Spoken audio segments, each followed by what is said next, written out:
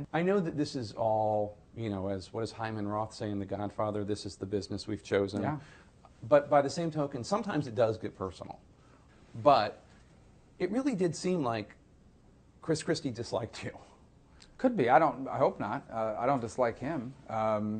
In the end, my sense is, or I'd prefer to believe anyways, and my sense is, hopefully this is true, that he viewed me as a threat to an ambition that he had. He had a goal. He viewed me as an obstacle to it. And in a campaign, you go after people. But I don't think he ever went after me on something that's unfair. And boy, did Chris Christie go after him. And let's dispel once and for all with this fiction that Barack Obama doesn't know what he's doing. He knows exactly what he's doing. Let's dispel with this fiction that Barack Obama doesn't know what he's doing. He knows exactly what he's doing. This notion that Barack Obama doesn't know what he's doing is just not true. There it is. He knows exactly what he's doing. The memorized 25-second speech. Well, that's the reason why this campaign is so important.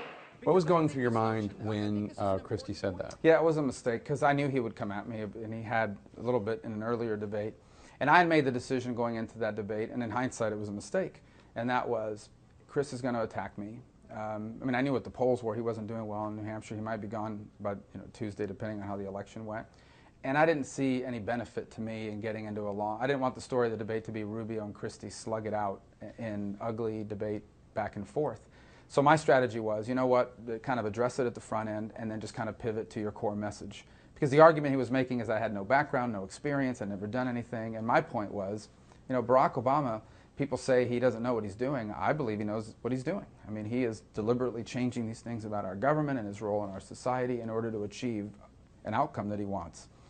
And so that was the strategy I went in with. Unfortunately, I think in any other debate, in any other environment, it might not have been a big deal. But it was, because that was the argument Chris was using all week, that I memorized these 20-second sound bites and I repeat them over and over, and that's what I did.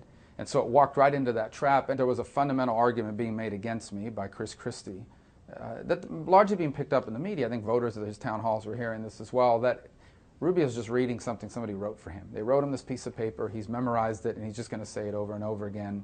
Those aren't even maybe even his own thoughts.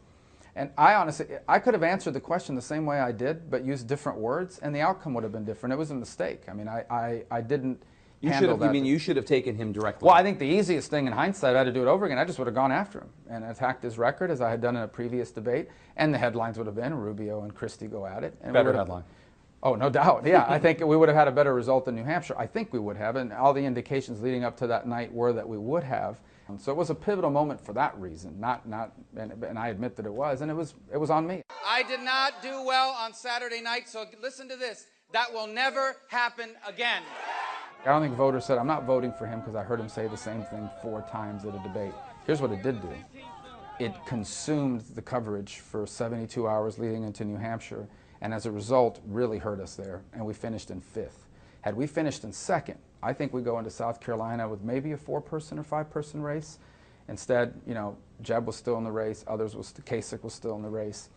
And I think that ultimately hurt us in South Carolina and beyond. And I think if we had finished in 2nd in New Hampshire, I'm not sure Donald Trump wouldn't have been the nominee anyway, but I most certainly think the race's trajectory might have looked dramatically different, but it didn't, and there's a reason why we have campaigns.